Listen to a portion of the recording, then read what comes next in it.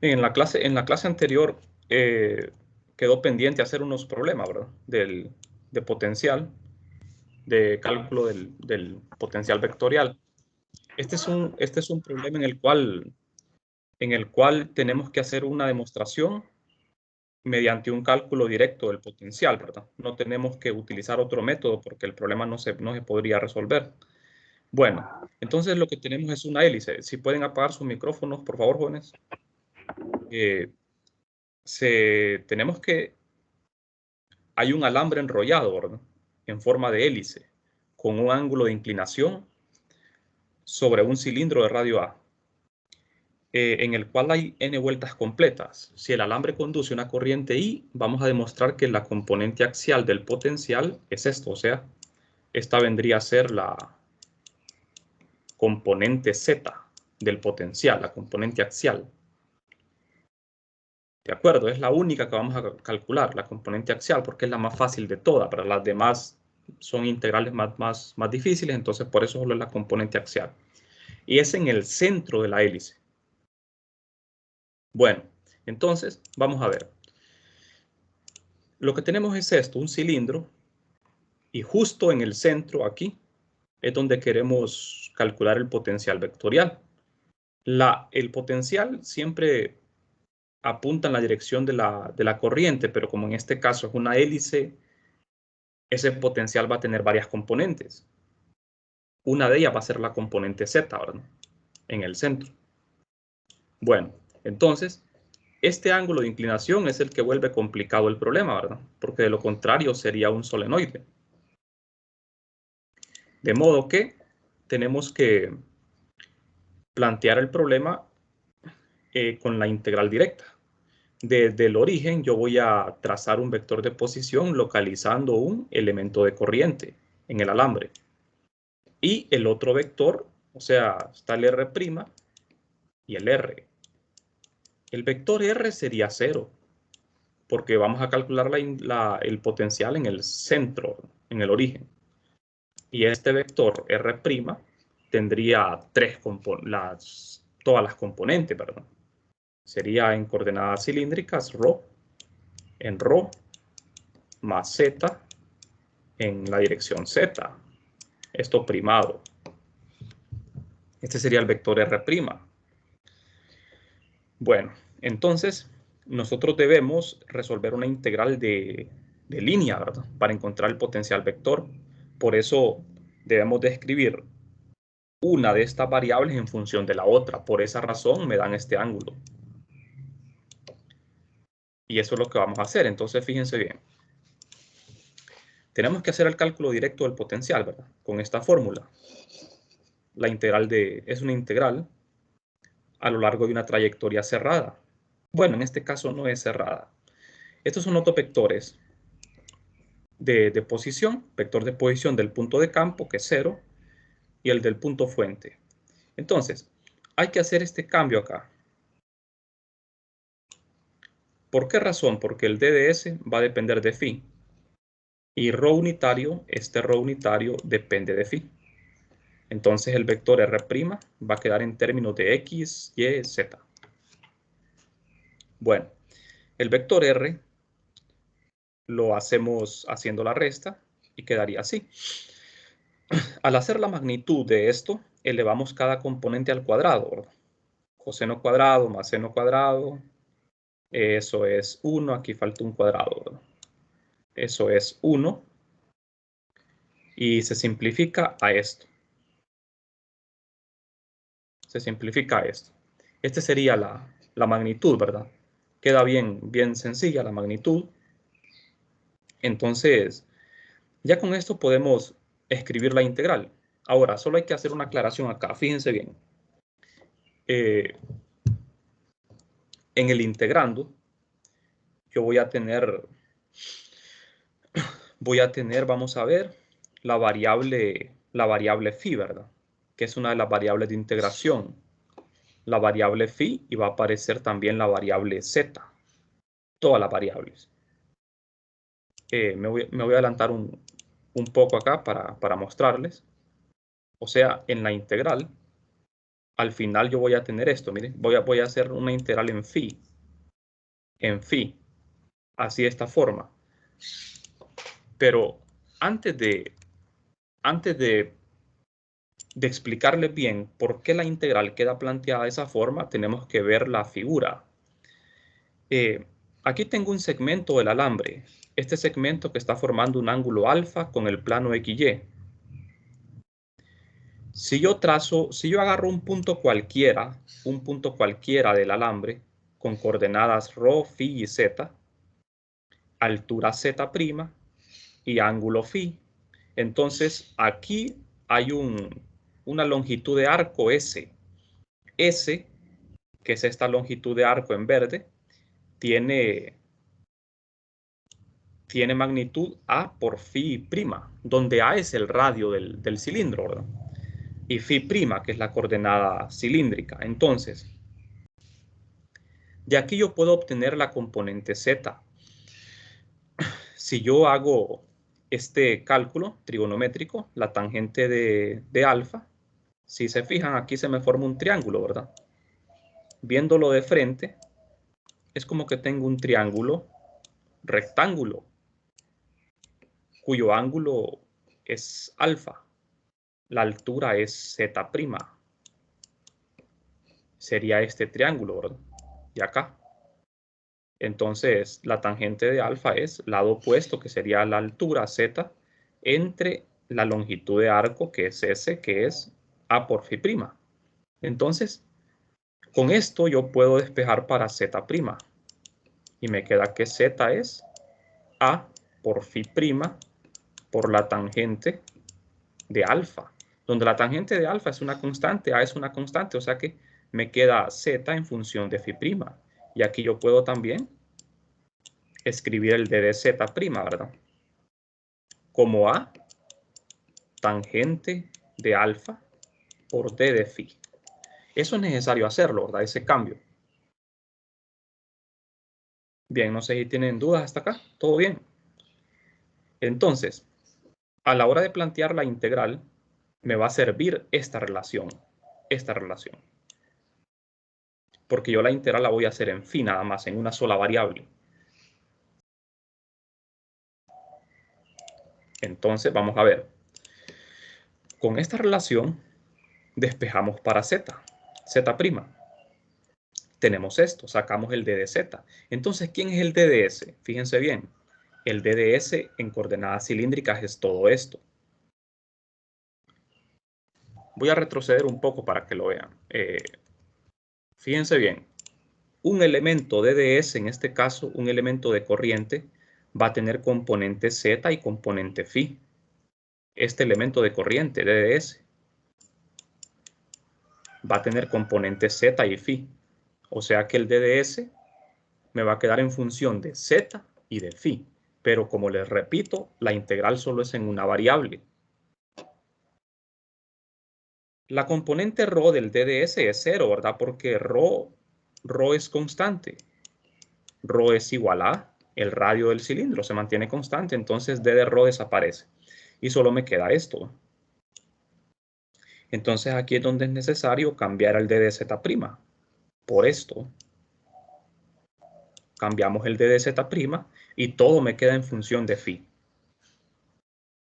Todo está en función de phi.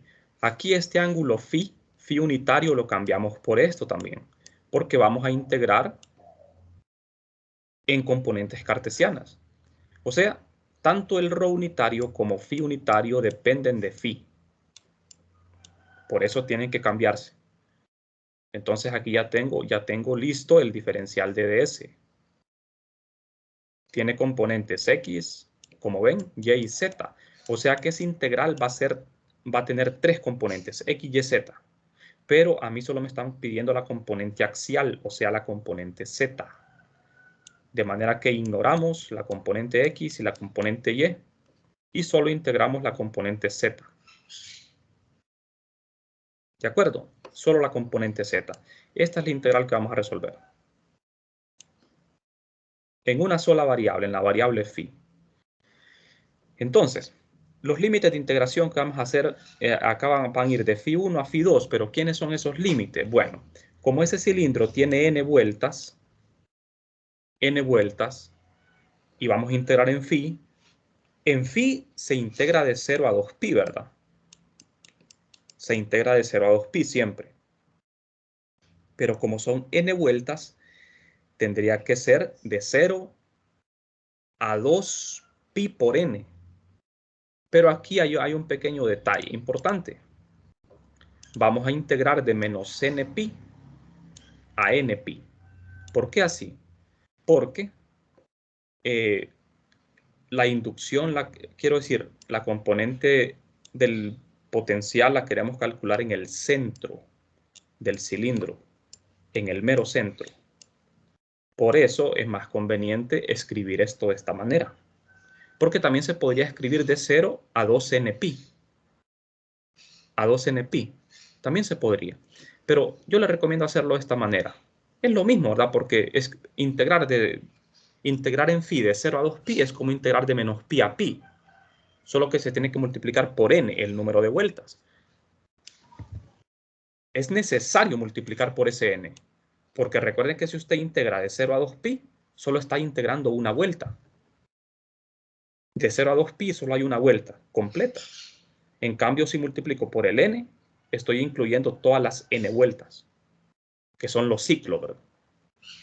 Entonces, ya con estos límites, realizamos la integración.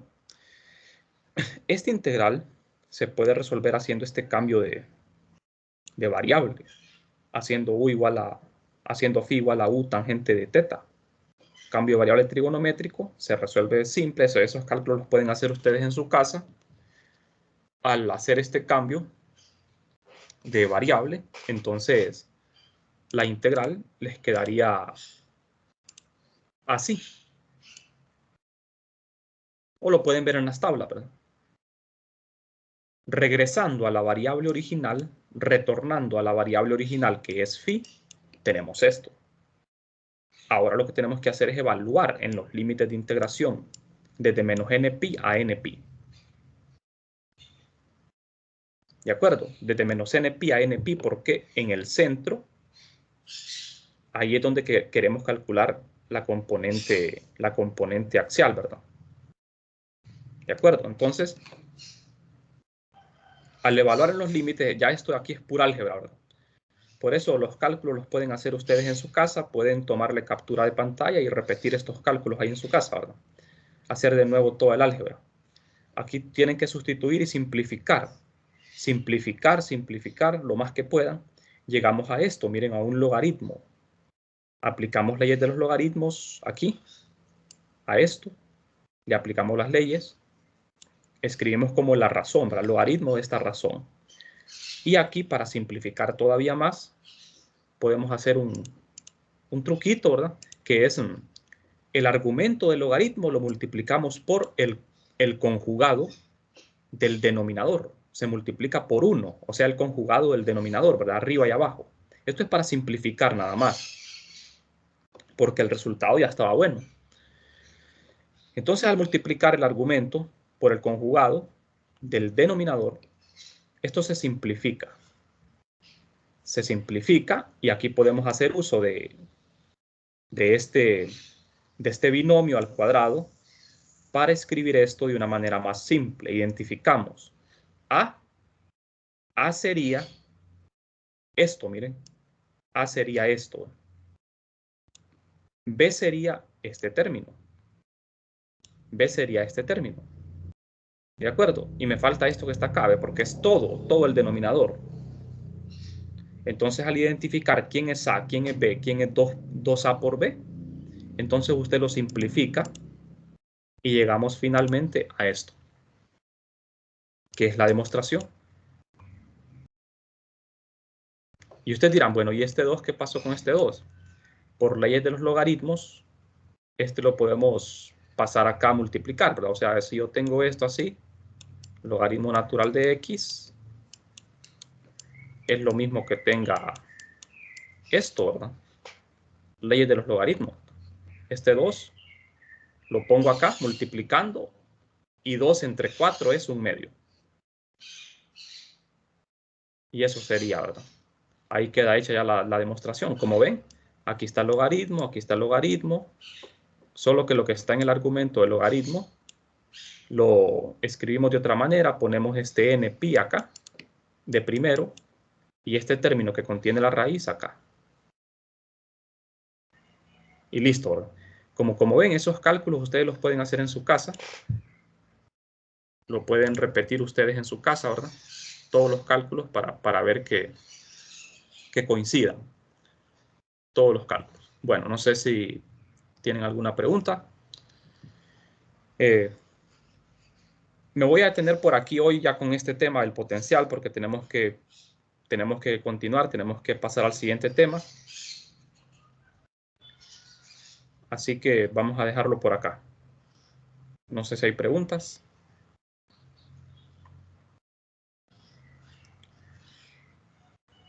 Los problemas, la verdad, los problemas más difíciles de potencial no los vamos a trabajar porque nos llevaría mucho tiempo. La verdad que como es una prueba conceptual, ¿verdad? No van a requerir tantos cálculos complicados. Entonces, vamos a detenernos acá y vamos a pasar al siguiente tema, que es el tema ya de examen, para el siguiente examen, que es la ley de Faraday.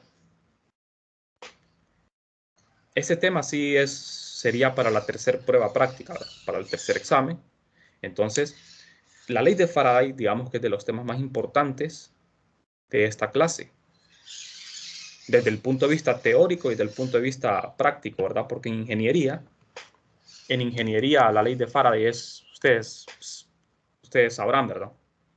Que es muy importante porque es un método para generar energía eléctrica, la ley de Faraday, ¿verdad? Entonces no les va a servir de mucho, ¿verdad? En su carrera. Bueno, hasta el momento, aquí tenemos el resumen de lo que hemos estudiado en el curso de 321 y 415. Estas dos ecuaciones de acá, las primeras dos, son las ecuaciones de 321, las ecuaciones fuente del campo eléctrico, y esta otra pareja de ecuaciones son las ecuaciones fuente del campo magnético. Las cuatro ecuaciones son ecuaciones de Maxwell. Se llaman las ecuaciones de Maxwell. Solo que hay que hacer, más adelante se le van a hacer unas correcciones, ¿verdad? Precisamente en este capítulo de la ley de Faraday, nosotros vamos a cambiar esta ecuación. Esta ecuación ya no va a ser igual a 0. Bueno, pues estas son las ecuaciones de Maxwell junto con estas otras dos ecuaciones, que son la ecuación de continuidad y la ecuación de fuerza de Lorentz, la fuerza sobre una carga puntual. Bueno, entonces, vamos a ver, repasando aquí, ¿verdad? ¿Qué es lo que hemos aprendido?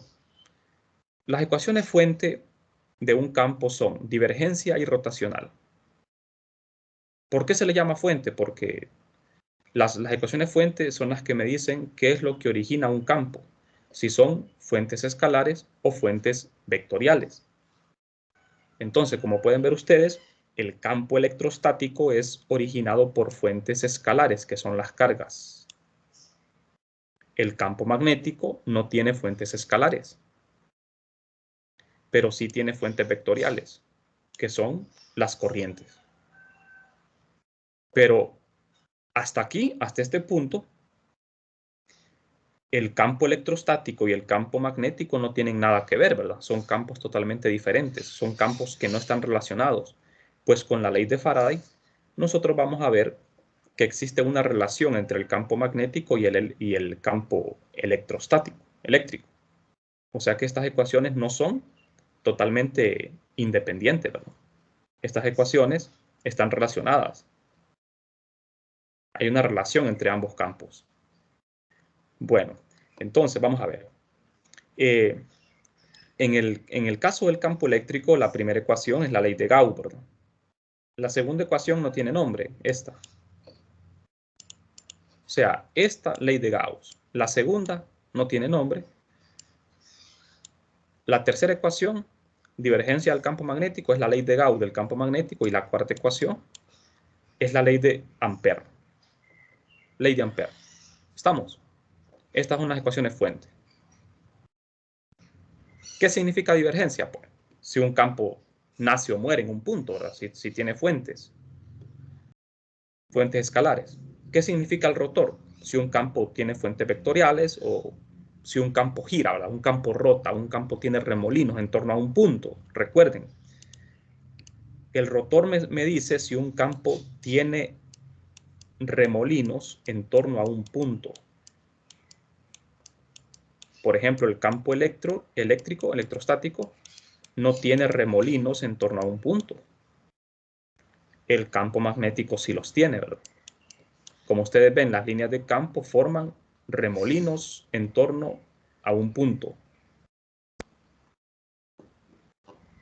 Y ese punto es por donde pasa la corriente, ¿verdad? En torno a esa corriente se forman vueltas de campo magnético. Bueno, hasta aquí todo bien, ¿verdad? No sé si tienen preguntas, jóvenes. El significado de todas las ecuaciones queda claro. ¿Qué significa la ecuación de continuidad? ¿Qué significa la fuerza de Lorentz? Ecuación de continuidad significa la conservación de la carga. Esta ecuación me dice que la carga neta se conserva. ¿Qué sucede cuando la divergencia de J es cero? Significa que la densidad de corriente, la corriente es constante, es estacionaria, porque la derivada de ρ con respecto a t es cero. Esto es una corriente estacionaria. ¿De acuerdo? ¿Qué pasa cuando la carga Q, esta carga Q está en reposo? Su velocidad es cero. Y solo va a sentir fuerza eléctrica. ¿De acuerdo? Si la carga tiene velocidad diferente de cero, pues va a sentir también fuerza magnética. Bien. Pues vamos bien hasta aquí, ¿verdad? No sé si hay dudas.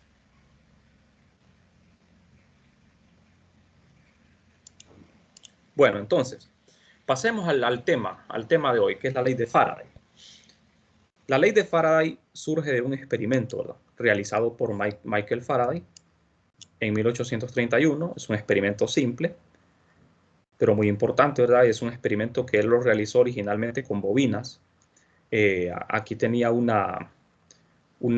bobinas. Una bobina, como ustedes ven, angosta y una bobina mucho más grande. Entonces, él lo que hacía era, esta bobina que está conectada a una batería, o sea, circula corriente a través de ella. Por esta bobina que él sostiene en su mano circula corriente. Es un electroimán, ¿verdad? Es un electroimán. Es un solenoide, un electroimán. En esta otra bobina, en la bobina B, la grande, no hay corriente. Pero ¿qué sucede? Cuando él introduce esta bobina pequeña en la bobina grande y está haciéndolo constantemente, está introduciéndola y retirándola, entonces él notó que se inducía una corriente eléctrica en este embobinado grande. Entonces así fue como surgió la gran idea de él, ¿verdad? Que un campo magnético variable inducía lo que era una corriente eléctrica en otra bobina. Esa es la idea, ¿verdad? La ley de Faraday, que un campo magnético variable en el tiempo induce una corriente en una espira que originalmente no tenía corriente. Y al revés también, ¿verdad? Un campo eléctrico variable induce una corriente en una espira. Pero originalmente fue así como se hizo, haciendo variar un campo magnético. ¿Por qué un campo magnético variable? Bueno, cuando él hace pasar corriente por la bobina A, la pequeña, y la sostiene fija, no pasa nada, ¿verdad? Porque el campo magnético en ese caso estaría estático, campo magnético estático. Pero si él empieza a mover la bobina, entonces el campo magnético ahí sería variable. Y esa variación del campo magnético es lo que induce una corriente en esta segunda bobina. O sea que tenemos una corriente inducida, ¿verdad? Debido a un campo magnético que es variable.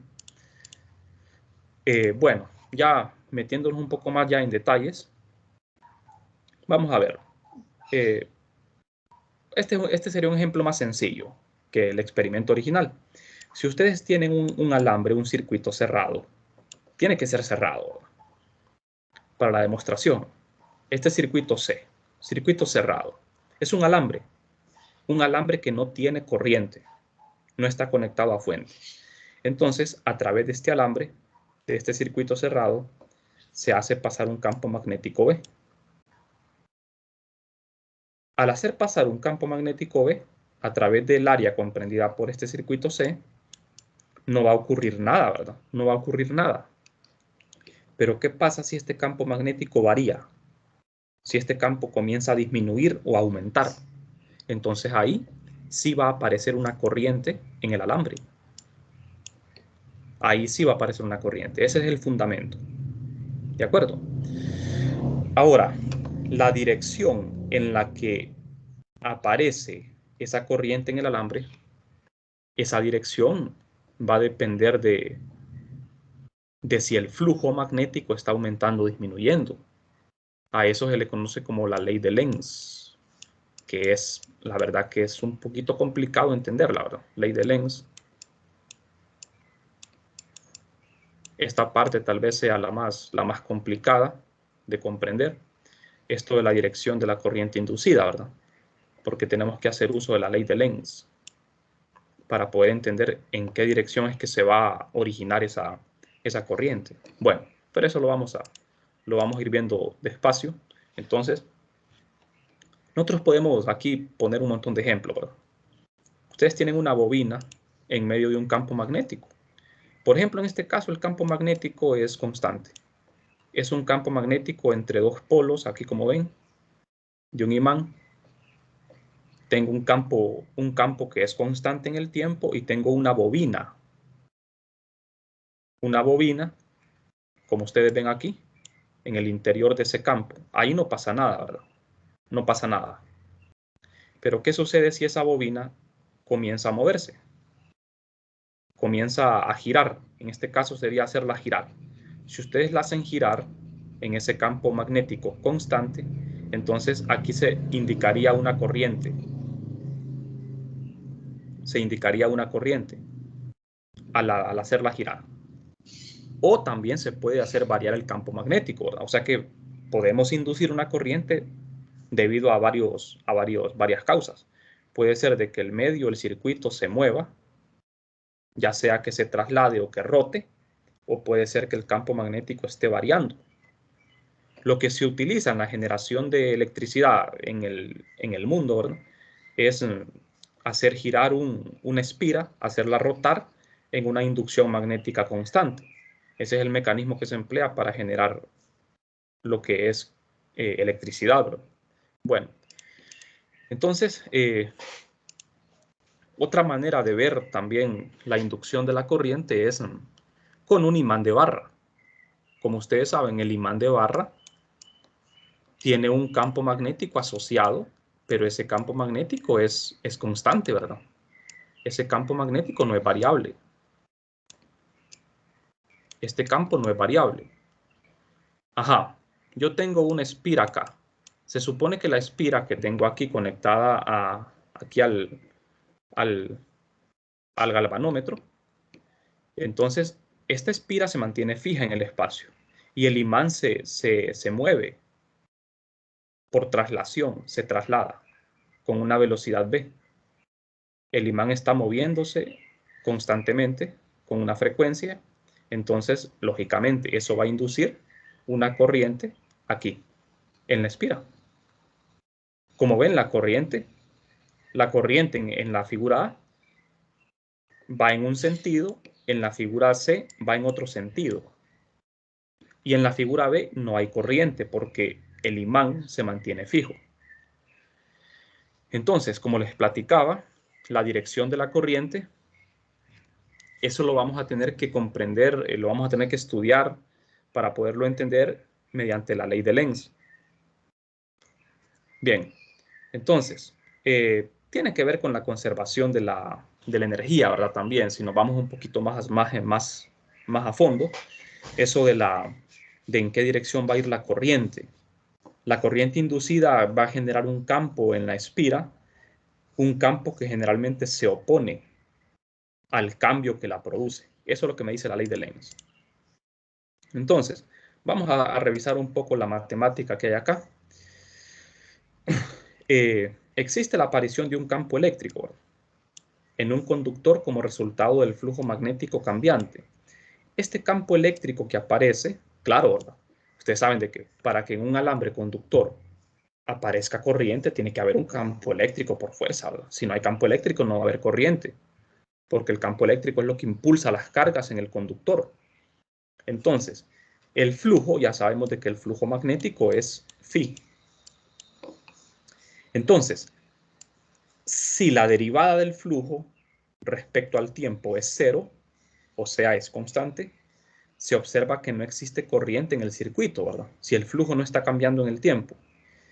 Ahora, si el flujo está cambiando con el tiempo, ya sea aumentando o disminuyendo, sí va a existir una corriente en C. La corriente inducida es inducida por el flujo cambiante. El resultado del experimento se puede expresar de manera cuantitativa en términos de la FEM, que es algo que ustedes ya manejan, ¿verdad? ¿Qué es la FEM? La fuerza electromotriz inducida. Fuerza electromotriz inducida en este caso. La FEM no es una fuerza, es un voltaje, ¿verdad? La FEM lo que me dice es que o sea, ¿para qué sirve la FEM? Para hacer trabajo contra, en este caso, hacer trabajo contra el campo eléctrico. Esa es una FEM, ¿verdad?, que generalmente son la batería, ¿verdad?, las fuentes de FEM. Entonces, yo aquí tengo una FEM inducida. Esa FEM inducida la voy a escribir así, como el cambio de flujo magnético, pero negativo. Este sería el trabajo realizado por unidad de carga. Y es otra manera de entender la FEM, ¿verdad? Esto se mide en voltios. Ya lo sabemos, ¿verdad?, que la fuerza electromotriz se mide en voltios. Entonces, bueno, ¿por qué tiene que ir ese signo menos ahí? Bueno, eso es para hacer compatible la ecuación, ¿verdad? La FEM inducida es menos el cambio del flujo respecto al tiempo. Vamos a ver ahora un poco más en detalle esto. Ahora, el flujo puede cambiar por varias razones. Una sería la variación del campo magnético en el tiempo, campo magnético variable.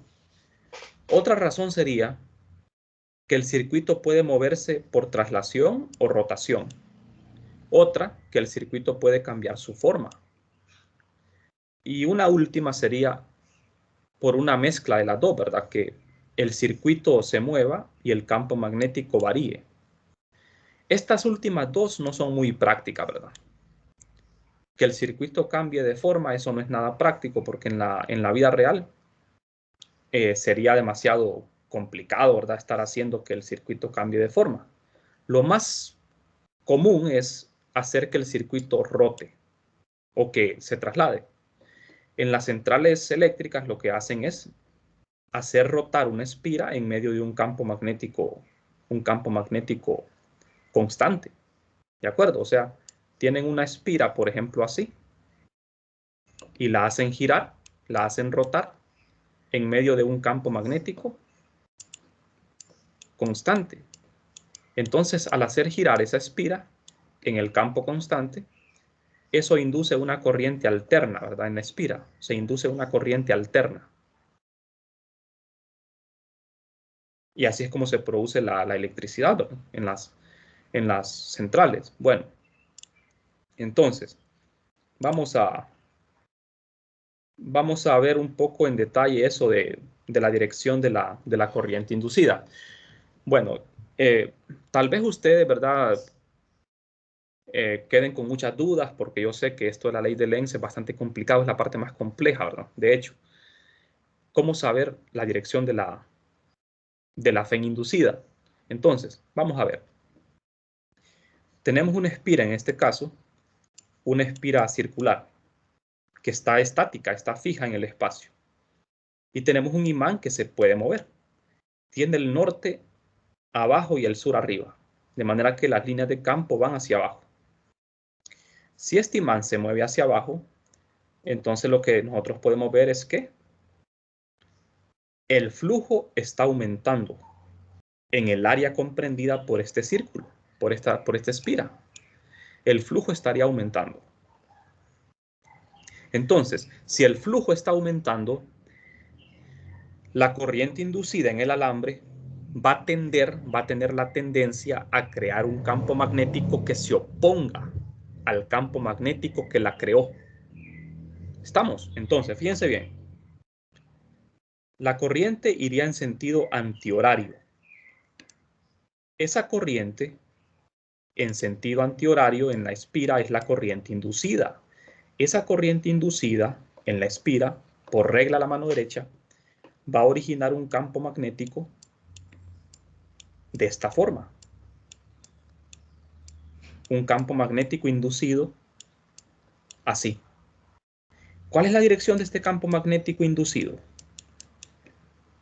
Es opuesto al campo magnético del imán. El campo magnético del imán apunta hacia abajo y el campo magnético inducido apunta hacia arriba. ¿De acuerdo? Porque la corriente inducida es tal que tiende a oponerse al cambio que la provoca. ¿De acuerdo? No sé si tienen alguna pregunta, jóvenes, hasta el momento. No sé si todo esto está claro. O sea, el campo magnético inducido no quiere, por decirlo así, ¿verdad? No quiere que el flujo cambie, no quiere que el flujo ni aumente ni disminuye, quiere que el flujo permanezca constante. Porque ¿cuál era la corriente al inicio? Era cero. El flujo inicial era cero. Entonces la corriente inducida tiende a crear un campo que se opone al cambio que la provoca. No quiere ni que aumente ni que disminuya, sino quiere que las cosas se mantengan constantes. ¿De acuerdo? Entonces, si este flujo magnético, el imán, empieza a disminuir, entonces la corriente va a ir en sentido opuesto, porque no va a querer que disminuya. ¿Estamos? O sea, si lo vemos desde otro punto, vamos a ver. Bueno, aquí la verdad que más adelante voy a retomar de nuevo esto para que lo comprendan mejor. ¿Qué pasaría en el caso contrario si se moviera al revés el imán? Bueno, por ahora vamos a ver. Enfoquémonos en esto, en las causas que hacen que aparezca una corriente inducida. La primera sería campo magnético variable, como se ilustra aquí en esta imagen, ¿verdad? Campo magnético variable. Otra razón sería que el circuito se traslade. Aquí ustedes ven que hay unas líneas de campo que están entrando a la pantalla. Son las cruces, ¿verdad? Las cruces significan que el campo está entrando, los puntos que el campo está saliendo. Entonces aquí tengo un campo magnético constante que está entrando a la pantalla y tenemos un circuito rectangular. Este circuito tiene una barra móvil. Si esta barra se traslada a la derecha, entonces el área comprendida por este circuito rectangular estaría aumentando. Al estar aumentando el área, tenemos más flujo. ¿De acuerdo? Al aumentar el área, el flujo estaría aumentando. ¿Y qué pasa si aumenta el flujo? Pues tenemos una corriente inducida.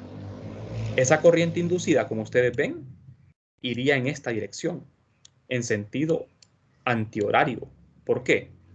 Porque al ir en sentido antihorario, estaría provocando un campo magnético que estaría saliendo de la pantalla, oponiéndose al campo magnético entrante. ¿Estamos? Otra causa sería, yo tengo un campo magnético constante y tengo un circuito. Yo puedo hacer que ese circuito cambie de forma, lo puedo deformar. Al deformar el circuito, entonces estamos cambiando el flujo magnético que está atravesando el área. Y siempre que hay un cambio en el flujo, sabemos de que va a haber una corriente inducida. Aunque este método, como les digo, este método no es nada práctico, ¿verdad? Bueno, y bueno, eso sería todo, ¿verdad? Porque, bueno, este sería otro caso. Miren, otro ejemplo importante. Recuerden que cuando decimos movimiento del circuito, puede ser movimiento de traslación o de rotación. El movimiento de rotación del circuito también genera una corriente inducida. Aquí, este campo magnético que ustedes ven es constante. Y lo que ocurre es que este circuito, que es rectangular, es una espira cuadrada, se hace girar, como ustedes ven, con una velocidad angular en torno a este eje.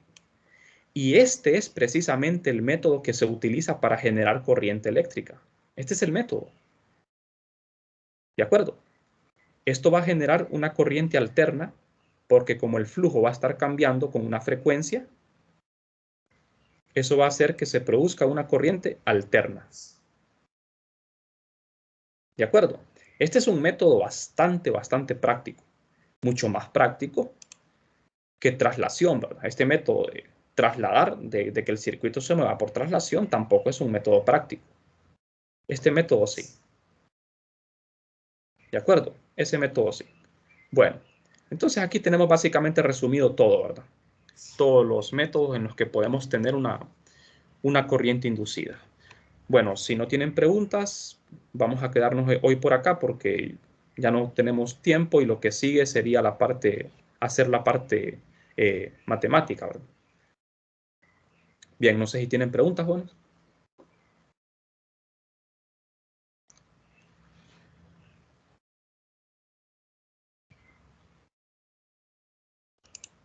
Bueno, si no hay preguntas, entonces vamos a continuar mañana. Vamos a quedarnos por aquí.